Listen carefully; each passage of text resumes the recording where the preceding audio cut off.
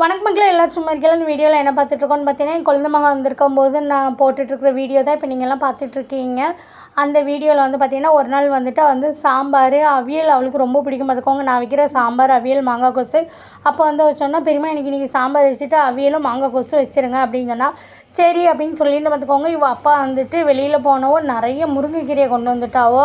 அதுக்கப்புறம் எங்கே அவியல் வைக்க அப்போ நான் சொன்னேன், வெண்டைக்காய் பச்சடிக்கு நான் நறுக்கிட்டேன், மாங்காய் கொசுக்கும் நறுக்கிட்டேன் பார்த்துக்கோங்க. அதுக்கப்புறம் முருங்கைக்கீரை வேறு வம்பா போயிருமேன்னு சொல்லிவிட்டு அதெல்லாம் அவியலை கட் பண்ணிவிட்டு முருங்கைக்கீரை அன்றைக்கி வச்சாச்சு பார்த்துக்கோங்க. அதுக்கப்புறம் வந்து பார்த்தீங்கன்னா அப்பா தர்பூசணியும் வாங்கிட்டு வந்திருந்தாவோ, அதை இவ்வளோ 2 பேரும் எங்களுக்கும் ஜூஸ் போட்டு கொடுத்துட்டு அவ்வளோவும் குடித்தாளுங்க.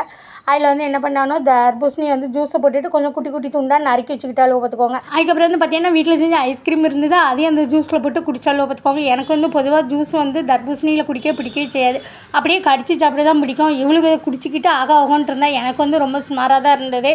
அதுக்கப்புறம் வந்து நான் ஐஸ்கிரீம் செஞ்ச வீடியோ பார்க்காதவங்களுக்கு இப்போ தொட்டமைக்கு பார்க்குற மாதிரி தரேன், வேணுங்கிறவங்க பார்த்துக்கோங்க. அதுக்கப்புறம் வந்து பார்த்தீங்கன்னா இன்னொரு நாள் வந்துட்டு முட்டை குழம்பு வச்சேன். அவள் தான் சொன்னால், பெரியம்மா முட்டை குழம்பு வைங்க அப்படின்னா. சரின்னு சொல்லிட்டு பிள்ளைக்கு முட்டை குழம்பு கேட்கலன்னு வச்சேன் பார்த்துக்கோங்க. அவளுக்கு வந்துட்டு உரப்புனாலே ஆகாது. எங்கள் வீட்டில் உரப்பு எப்படி போடுவேன்னு உங்கள் எல்லாத்துக்குமே தெரியும். எங்கள் அண்ணனே என் வீட்டில் வந்து தின்னாலும் சொல்லுவான், உன் வீட்டில் தின்னுட்டு என் நாக்கை கொண்டு அடக்கம் பண்ணிட்டு தான் போகணும், உரப்பு குறப்பல அப்படிமா.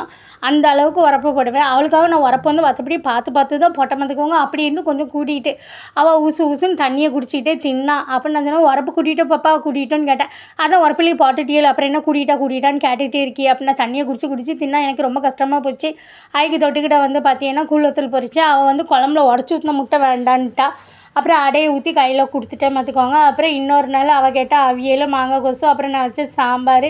அதுக்கப்புறம் இது வந்து பார்த்தீங்கன்னா தண்டங்கீரை பொரித்தேன். அது வந்து சோப்பு தண்டங்கீரை அப்பா வாங்கிட்டு வந்திருந்தாலும் அது பொரித்தேன். அது வந்து அவ்வளோவா அன்றைக்கி ருசியில் பார்த்துக்கோங்க. மற்ற எல்லாம் ருசியாக வந்துட்டு தண்டங்கீரை ரொம்ப மோசமாக வந்துட்டு. அதுக்கப்புறம் என் குழந்தைமா வந்துட்டு அவள் கீரையை வேண்டான்ட்டு இது கலர் இருக்கிறத பார்த்துட்டு எங்கள் சேனலை சப்ஸ்கிரைப் பண்ணுங்கள் மக்களே.